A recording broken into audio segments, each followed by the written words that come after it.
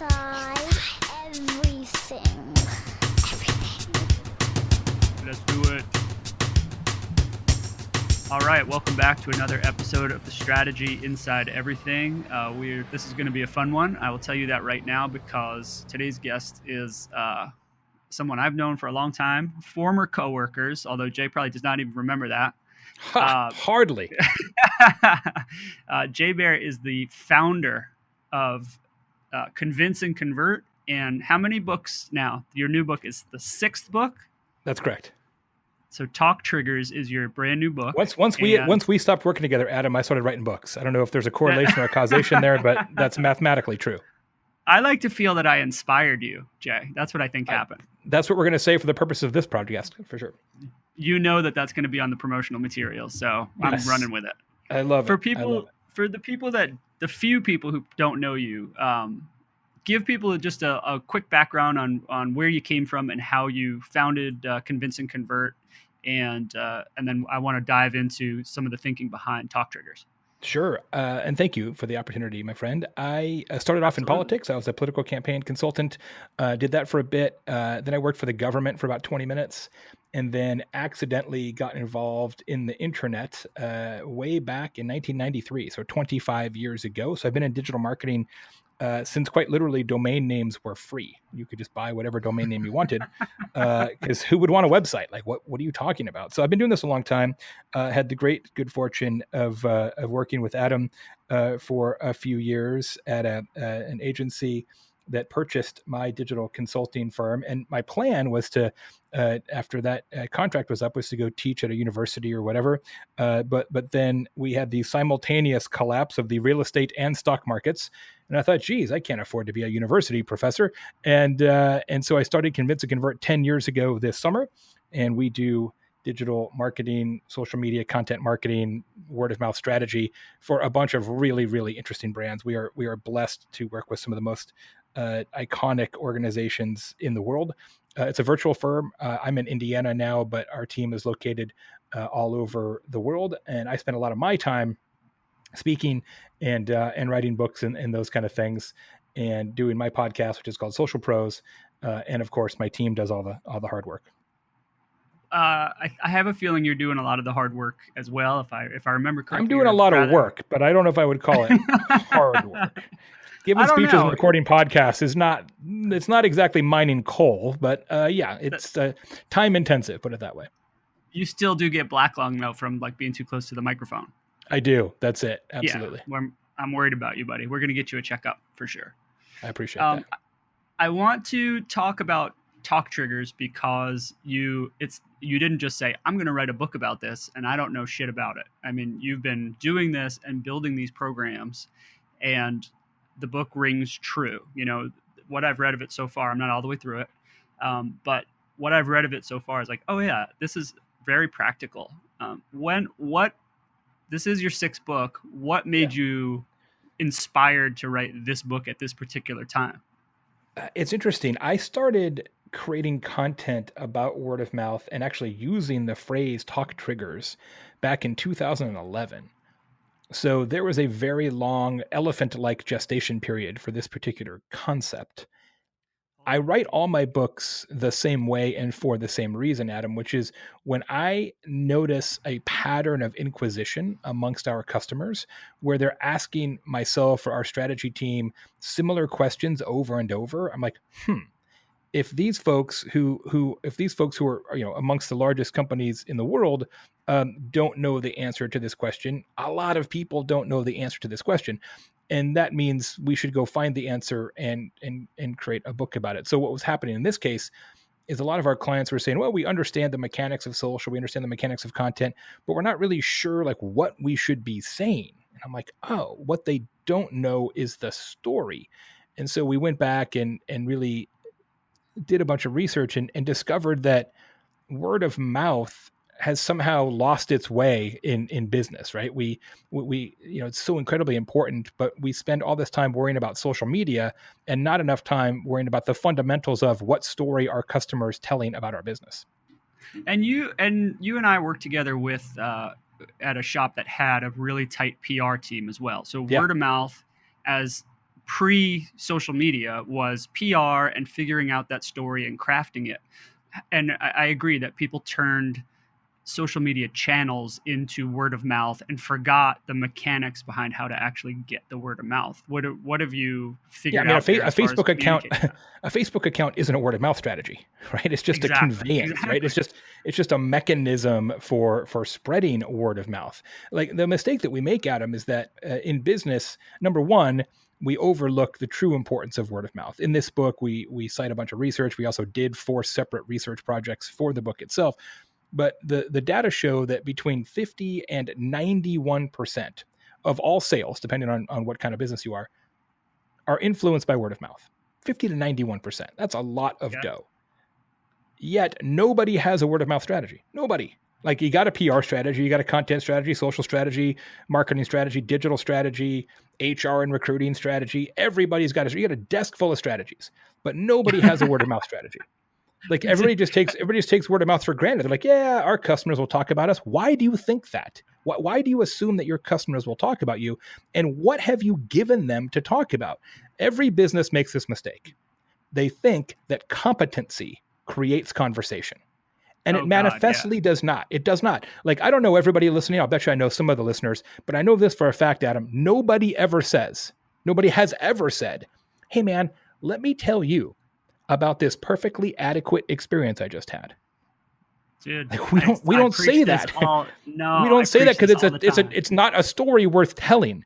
So same is lame. That's really the thread line for this book. That same is lame. Like if you want to create conversation, you have to do something that your customers don't expect. It doesn't have to be giant. It doesn't have to be wacky. It just has to be one thing that they don't see coming. That's what creates conversations.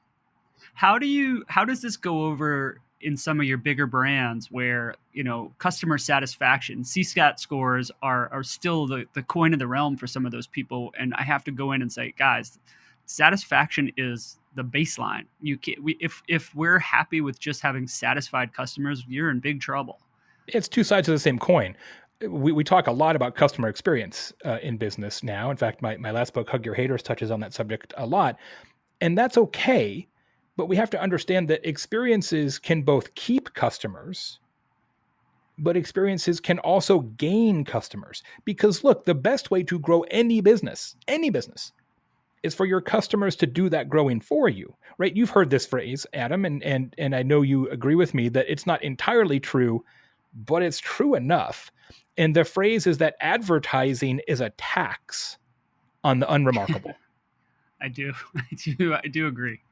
And so it's like it's a necessary evil. It is. But if you actually have a word of mouth strategy, if you have a reliable method for your current customers to talk about you to potential customers, it makes you have to advertise less and certainly puts a lot less pressure on your paid promotional approach. And that's what we're trying to do in this book, Talk Triggers, is give people a reliable, consistent, viable framework to do word of mouth on purpose. Because right now, everybody's doing word of mouth on accident, if that. Yeah, and that's what I like about the book. It's practical, and it's not saying, here's this high theory, and here's going to be 65,000 words about it, and I'm going to kind of rewrite the same paragraph 14 times. That book's been written. There's a bunch of great books out there on word of mouth, like Jonah Berger's Contagious, Andy Cernovitz's Word of Mouth Marketing, Ted Wright's Fizz, and a bunch of others, right? Emmanuel Rosen's book about buzz. There's tons of great books out there on word of mouth. You don't need me to write another book that says word of mouth is important. That book is on the shelf times 10. But what we have never had historically is a book that not only demonstrates the importance of word of mouth, but also does so in a very modern 2018 framework, but then says, okay, yeah, it's important. Now here's exactly how to do it.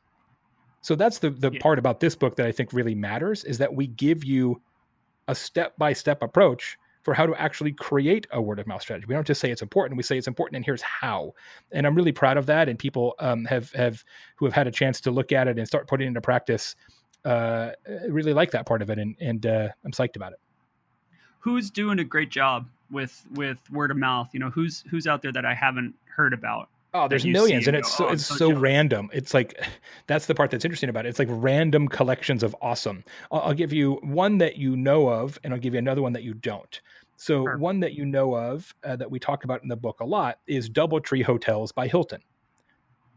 Every day, every guest at a DoubleTree is given a warm chocolate chip cookie when they check in to the hotel. Yep. Just They've been got one doing last this. week. There you go. They've been doing it every day for 30 years. 30 years. Each day, worldwide, they currently give out about 75,000 cookies every day. We studied this in the book, did a first-party research project. We surveyed hundreds and hundreds and hundreds of DoubleTree customers, working with our friend Susan Baer. And we discovered that 34% of those customers have told somebody else, without being prompted, have told somebody else about the cookie in the past 30 days. So on average, that means that 25,500 people talk about this cookie every single day. Companion question. When's the last time you saw a DoubleTree ad? I can't remember ever seeing it. The cookie is the ad, right? The guests are the marketing department. I love it. Every day for 30 years. Now, I'll give you another one that you haven't heard of. This one's not even in the book. This is special only for your show, because I learned about it after the book was written. That's the great thing about this too, because I travel around the world talking about this thesis now. And after my presentations, people come up to me all the time. They're like, "Oh, do you know about this one?" I'm like, "No, taking notes, new ideas. It's great. I need to write another book with all the new ones that I've gathered since I wrote this book." Yeah, right. Yeah, it's cool. I think I'm going to start a podcast that just once a week. Do you know the Mike Rowe podcast? His new one? I do. Yeah. So I'm thinking about doing that in just like 8 minutes a week, like just one Talk Triggers case study every week. And that's the show. You should definitely do that. Yeah, if you're getting these great examples, let's hear it. Now, I'm going to judge your idea by this one example that you have. Here you go. There's a physician in Seattle, Washington. He's a very particular kind of physician because he's a surgeon. He's a very particular kind of surgeon in that he only does one kind of surgery. He only performs the vasectomy surgery. His name is Dr. Snip. Now, that in and of itself is amazing, but like that is not... I don't know that. It's immaterial to the story because that's not his actual talk trigger, although it is pretty great. His talk trigger works like this. Every patient on the way out the door post-surgery gets the usual pile of paperwork and post-operative instructions and insurance forms and whatever. But then, in a small box, each patient is presented with an engraved silver pocket knife. And on that knife, it says, Dr. Snip, vasectomy surgeon. Now, you can imagine that you're with your buddies, right? And you're playing golf or you're on your boat or you're watching football and you open a beer and your buddy's like, bro, that's a sweet knife. Where'd you get it? Like, this knife? I got this knife from Dr. Snip, vasectomy surgeon. Now that is a kick-ass talk trigger. That's amazing. Right? How do you, are people just coming through? So yes, you should do your podcast, by the way. Thank you. Are people just coming out of the woodwork to give you examples now? Mm-hmm. Well, before the book was out, I did 40 keynotes on this topic before the book was out. And this is probably something I should have mentioned. Maybe it's not relevant, but I write books a lot differently than most people. So for me, it always starts as a speech, right? So I write a speech and then I take that speech on the road like a comedian would do. And then I make the speech better. And if it feels like it's resonating with audiences, then I'm like, okay, now I'm going to make it a book. So I take the speech and expand it into a more system and add examples, and it becomes a book. So I have done this Talk Triggers keynote a whole bunch of times before the book was out. And so when I do the keynote, people come up to me afterwards at Q&A and be like, hey, I've got an example for you. That's how I learned about Dr. Snip. But now that the book is out, we have a Talk Triggers Facebook group that anybody who has read the book is allowed to join. And there's all kinds of new examples and ideas coming into the Facebook group like every day, which is really, really fun. That's really cool. So in that way, you're able to work the book out before you even sit down to write the book. You know what? I think it makes a better narrative flow in the book because there's a beginning, a middle, and an end. The stories are fleshed out. You sort of know from stage like which stories resonate and which stories kind of miss the mark. So yeah, it's been a good process for me for sure. I notice with your books, you often have a partner, like a co-author. I have a couple times. Yeah, the first one, and the most recent one. Well, that's not true. I guess I did for that 2 utility books too. So yeah, I guess technically 4 out of 6. You're correct. What is I did my homework, buddy. I'm not. This isn't a joke here. This is a real deal. What is the thinking? Like, when do you decide that, hey, I'm going to co-write this with someone, or I got this one and I know what I want to say, or what's your process? Interestingly, different reasons for different books. For Talk Triggers, which I wrote with my good friend Daniel Lemon, who was formerly the head of strategy at Convince and Convert, my consulting firm. So we know each other really well and have worked together for a long time. I'm best at the identify the pattern and tell the stories part of it. Daniel's really good, and he has another book that he wrote called Manipulated, which is terrific, all about ratings and reviews. Daniel's better at the process part of it. Like, okay, step 3, do this. Step 4, do this. Step 5, do this. I'm not as good at that part, right? Because I really am a strategist. So, and he's more of a practitioner. So in this book, I said, we absolutely positively must have the how-to. Otherwise, there's no point of writing this book for the reasons I articulated earlier.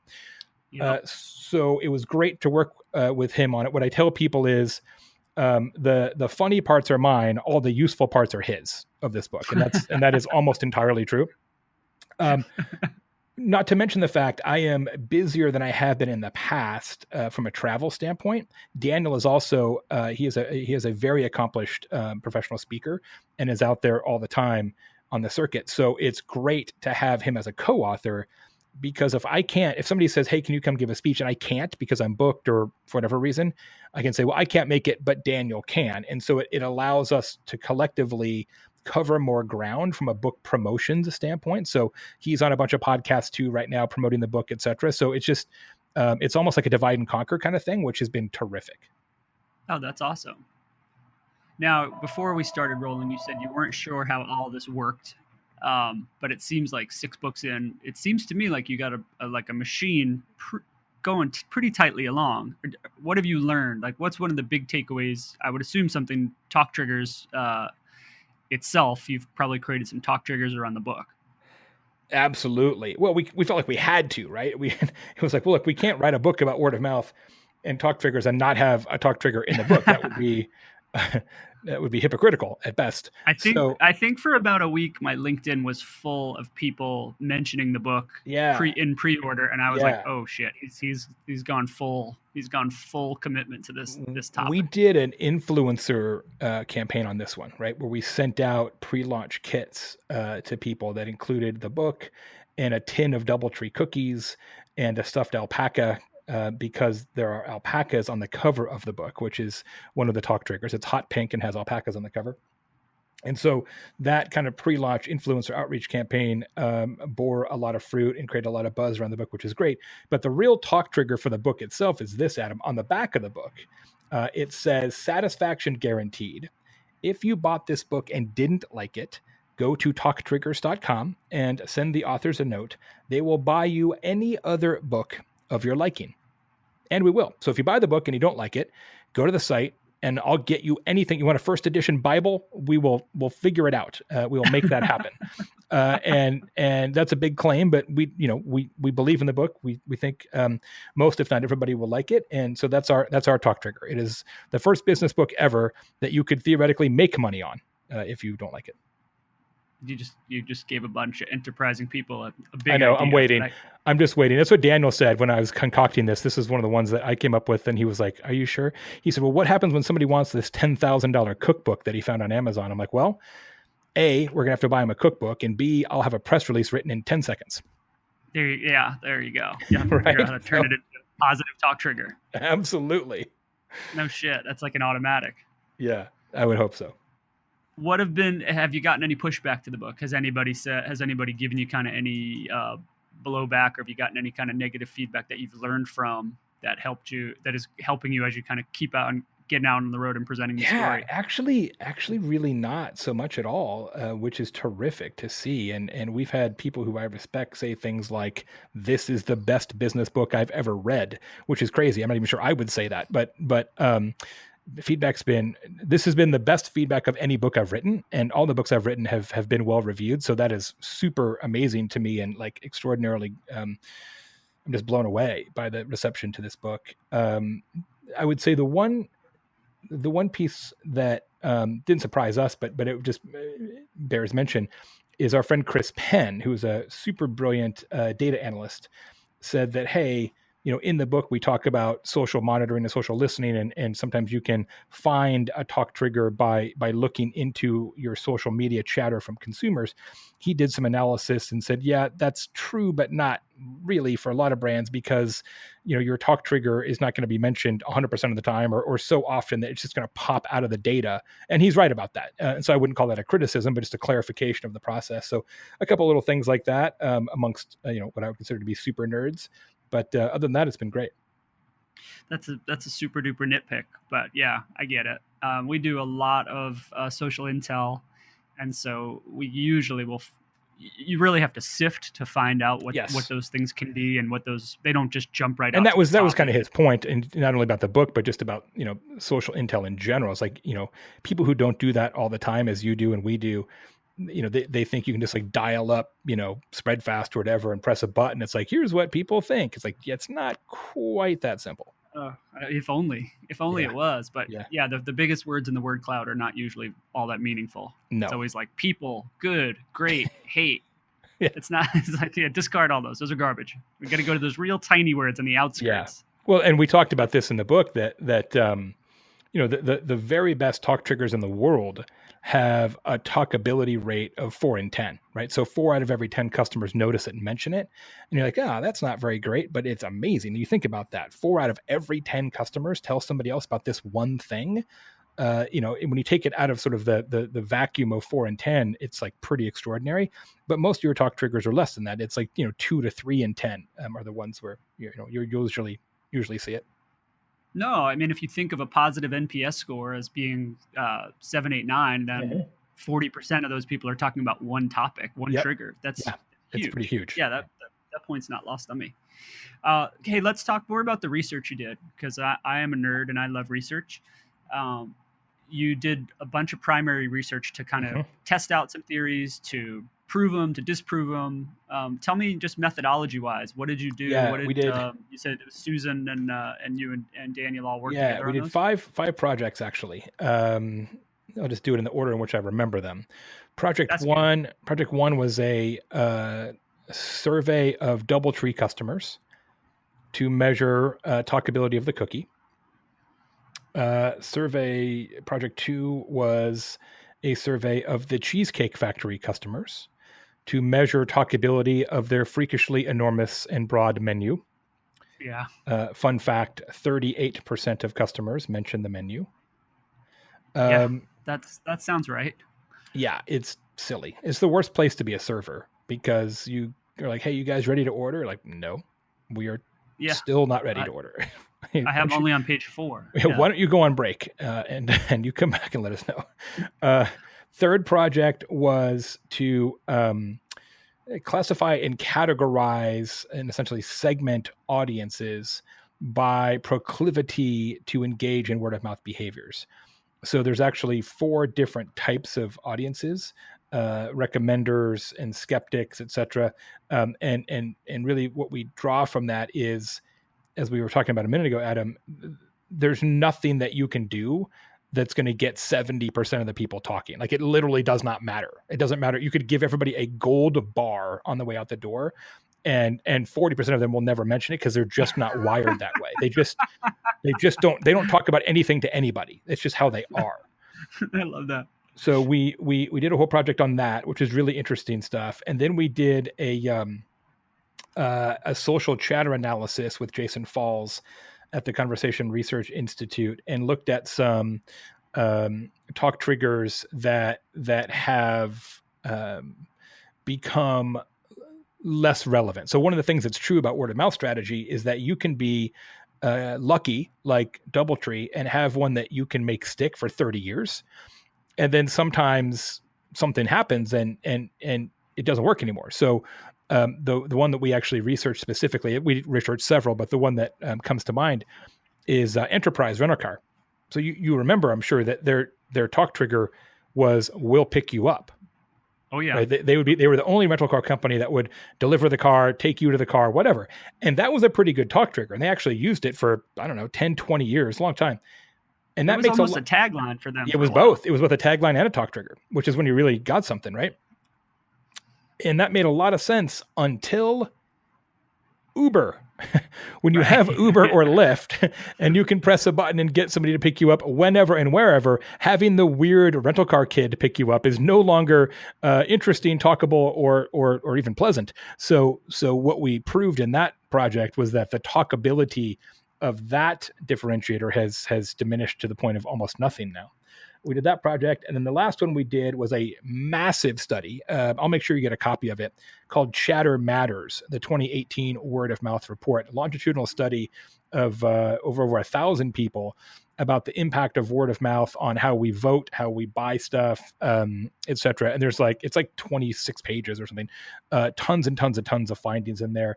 One of my favorite ones in that report is that 66% of Americans would trust an anonymous online review, like on Yelp or TripAdvisor, more than they would trust a face-to-face recommendation from an ex-girlfriend. Which I love that one. That's one of my favorites. So our interpretation... It's like weighing neutral inputs versus negative inputs. That's it. Yeah, that's it. And so I really like that one. That's pretty good. And one of the key parts of that study, the Chatter Matters report, is there's a more than I actually thought before we did the research, pretty significant generational differences in word of mouth. Young people, millennials in particular, are more prone to make recommendations this way or to seek recommendations this way than other generations. Pretty interesting stuff. Could that younger generation get above the 40% threshold that you mentioned? Within that cohort, absolutely. Because 71% of millennials have made at least one word of mouth recommendation in the last month. That compares to 55% of all Americans. Got it. So and it's Gen possible. Z follow suit, or is Gen Z drop off? It's interesting. Not quite as much. So we think we don't have evidence of this, but our interpretation of the data is that because depending on where you do the cut, some Gen Z folks aren't really in a workplace. They just don't have as many conversations.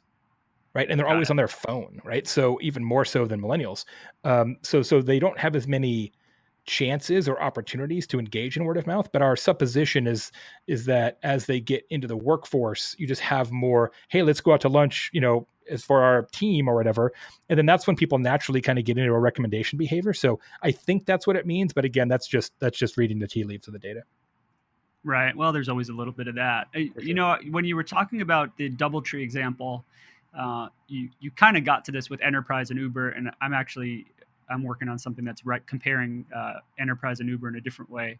But when I think about DoubleTree, they've owned that weird cookie thing for, like you said, 30 years. It's amazing. It's crazy to me that no one else has put a toaster oven behind their desk and started doing that. What if Marriott, like Courtyard brand, decided to start giving out chocolate chip cookies? What kind of impact does? Yeah, well, it happens all the time. I'll give it an exact parallel example. You probably remember, I think it was about a decade ago, and I should look it up because I had to mention this a couple of times recently. I'll look up the dates, but it was like 8-10 years ago. Westin Hotels rolled out the Heavenly Bed. Oh, I remember. Remember that? And their whole deal was, we're going to invest millions of dollars in quote unquote sleep technology, and we're going to have the comfiest bed in all of the hotel kingdom. And that seemed to be a pretty good idea. Such a good idea, in fact, that Hilton Garden Inn, Hyatt, and one other chain, I can't remember, all rolled out their own version of it. Somebody went with a sleep number bed, et cetera, et cetera. And they copied it so quickly that they could never get a toehold and keep it as a talk trigger. So they had to roll it back. Like they still, it is still quote unquote the heavenly bed, but they never talk about it. It's no longer their thing. No, it was the lead for about a year and a half. Yeah. And that was it, about a year and a half. And that was all the runway they had. And sometimes that happens, right? Sometimes your competitors match it quickly enough that you can't own it. I would argue that that's Zappos' problem today. Zappos had a talk trigger of their own for 2-3 years, and it was free two-way shipping. They were the only ones who would do free two-way shipping. And now almost everybody does two-way shipping, so it's not talkable anymore. Nobody can have it as a talk trigger anymore. That's interesting. And so those things can just get taken from you unless you figure out a way to make it your own. And yeah, really and sometimes it's just not, I mean, yeah, and you know, you can't dictate the moves of your competitors, so you can't really protect it. You know, you can't build a moat around it, which is why we talk about in the book. We have a whole section at the end that says, okay, what happens if you're Westin? What happens if you're Zappos? What happens if you're Enterprise? And all of a sudden your talk trigger isn't yours anymore. And so we have a whole process for what you do. Then you kind of go back to step 2 of our 6-step process and kind of reconfigure and retest and remeasure and roll out another one. The audience that's listening right now are strategy people that are really digging for consumer insights and connecting the dots across consumer insight to a business insight and trying to connect those things. So how do you run that terrain when you're trying to dream up triggers or you're trying to identify triggers that could work? It's got to be from an insight perspective. Okay, here's the worst way to come up with a talk trigger. The worst way is to get all the smart people in a conference room and brainstorm it. Because if it was that easy, you'd already have one. However, that's how most people go about it, which is why in my presentations now, I have to take a whole segment of the talk and say, I know everybody in this room is thinking, when can we schedule the brainstorm to work on our talk trigger? And let me tell you right now, what a bad idea that is. Instead, here's the beginning of this process. I won't get into the whole 6-step process because it'll take too long, but here's the key part. First thing you do, create a customer journey map if you don't have one. Document all your touch points and inflection points with your customers before, during, post-sale. Okay? Second step, interview 3 groups of customers. You interview new customers, longtime customers, and lost customers. This is not a survey. This is a conversation. Okay? This is qualitative. About 5 customers per bucket is sufficient typically, right? So 15 interviews, 5, 5, 5. What you're trying to do in those interviews, Adam, is you're asking these customers, okay, at this step of the process, when we, B2B, when we sent you a proposal, what did you expect would happen? What you're trying to create is a customer expectations map. Because once you know what people expect, you by definition know what people do not expect. And that gap between what they expect and what they don't expect is where the gold is. That's where the talk trigger lies. And one of the interesting things about word of mouth strategy is that, amazingly, the more perfunctory the thing that you put a twist on, the more talkable it is, because it's always been wallpaper for everybody. Right? Oh, yeah. And when you... It's funny to me. I love doing interviews, customer interviews for any kind of brand that I'm working on, B2B, B2C, whatever it is. I just feel like those conversations are so valuable. Do you get pushback on those, or is that an unusual thing? I feel like it's an uphill battle sometimes saying, hey, we want to interview these sorts of customers to get to those insights. I mean, we talk about it in our company. We talk about it in the business development process, so they know it's coming. Like it's not an optional exercise. But yeah, you're right. I mean, it's because, and I wouldn't talk about this all the time, but I certainly will on this show with you. Marketers don't know what customers want. No, we think we do. We pretend we do. But we don't. And how can we? We don't talk to customers. Marketing doesn't talk to customers. Now, we used to. You're not old enough, Adam, I don't think, but I am, to remember the time when we didn't have any other choice. Like, we didn't have any software. There were no reports. Like, my first agency, I used to work for Nelson Ralston Robb in Phoenix as an intern. This is back in the 80s. And my boss, Bob Robb, who's now the editorial page writer for the Arizona Republic newspaper, he told me something when I was an intern that I will never forget. He said, no good marketing happens at your desk. His deal was you should not be in the office. So many managers are like, how come you're not in the office? Like, what are you doing? What are you screwing around? He was the exact opposite. He was like, why are you in the office?